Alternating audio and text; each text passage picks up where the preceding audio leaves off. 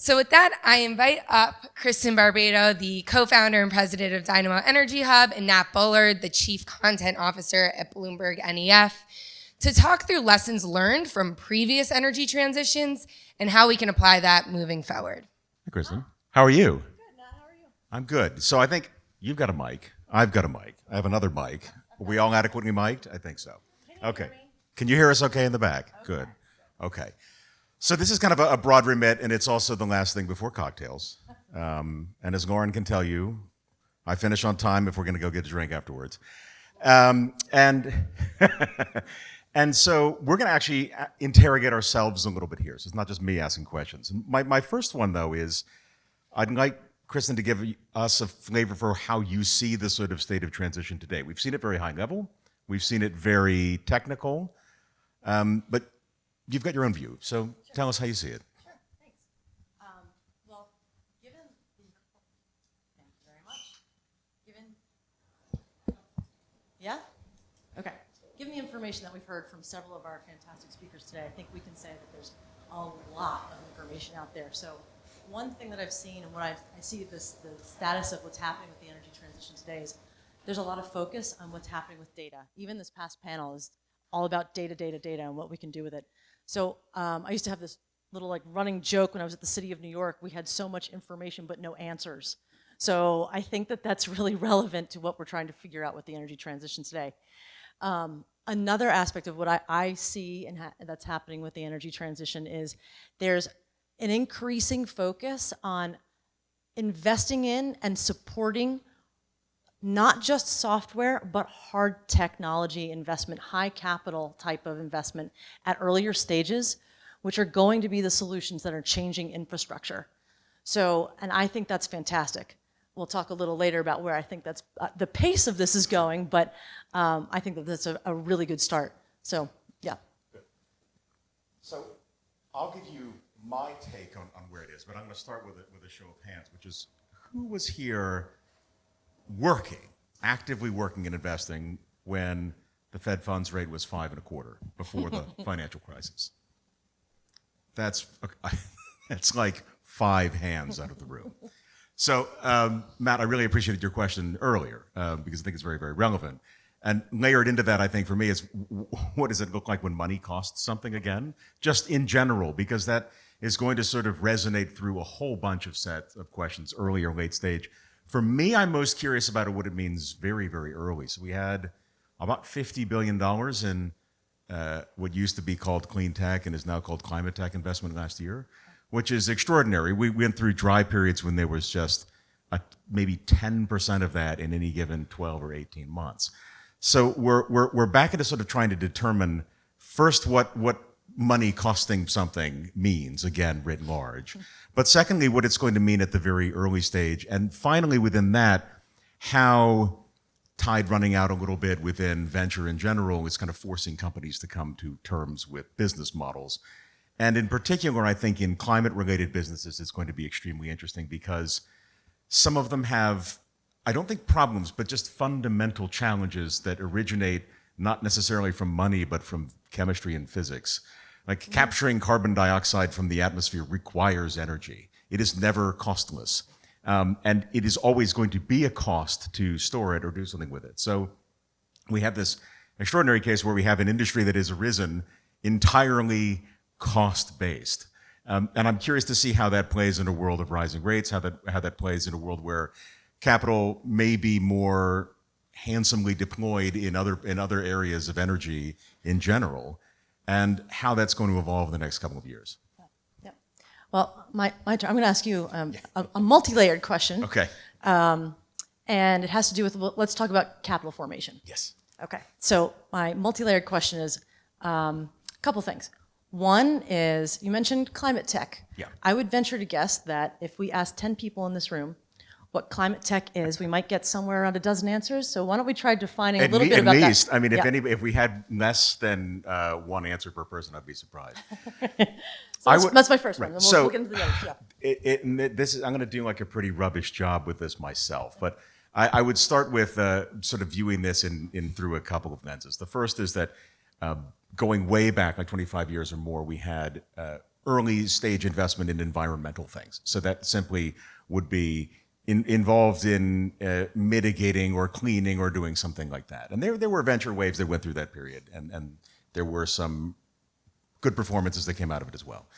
The next would be clean tech, which was sort of broadening that into integrate a set of technologies that generated something. So they generated power, they made fuels. They were not just about mitigating a particular environmental effect, but more broadly engaging with mitigating climate in general. And I think climate tech now becomes both small e environmental things, anything related to energy or transportation, but also things related to ambient carbon dioxide in general. So the different things around removing it from the atmosphere, figuring out how you register, record, verify what's happening, how you build models that will either interact with or, depending on your attitude, possibly supplant large and incumbent businesses.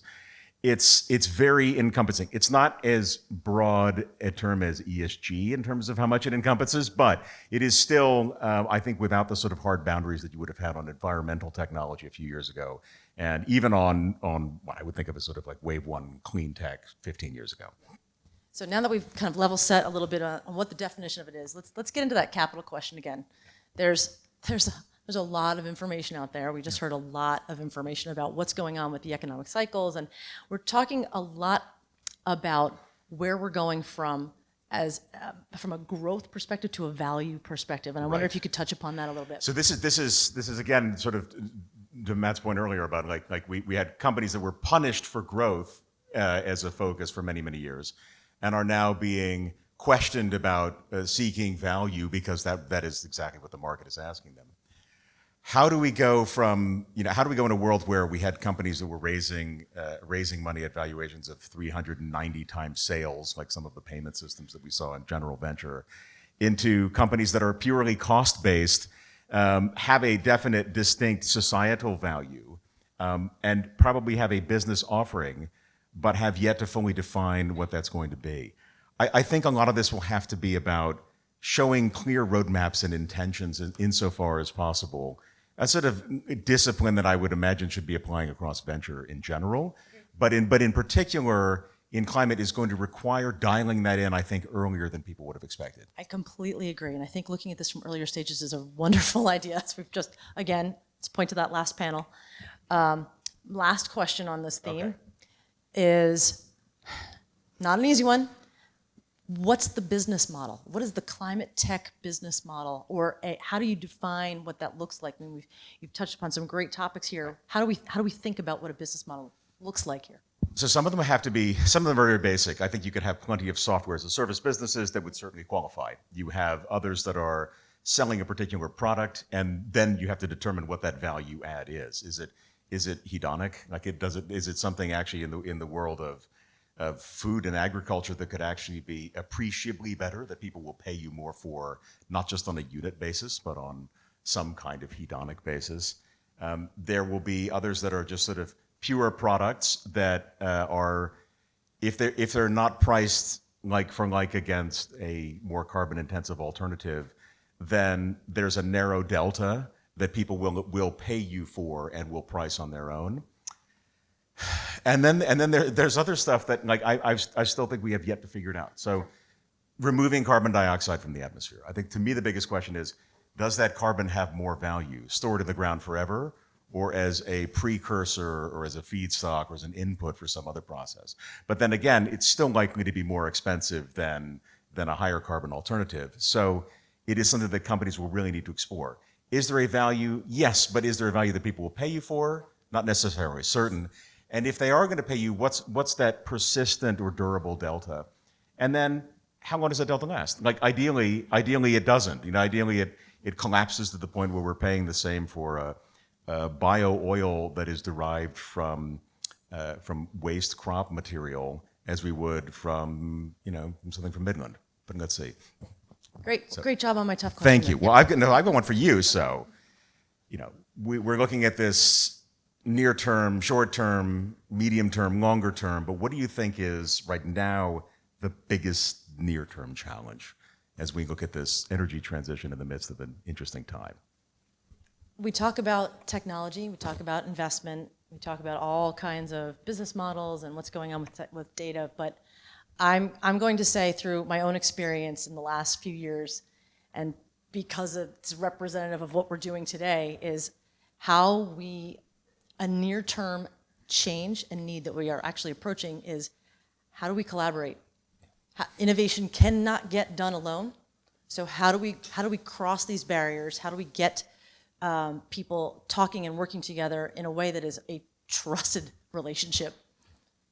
I think so. I will ask by way of example, how many people in this room onboarded new employees without ever meeting them at all in the last 2 years?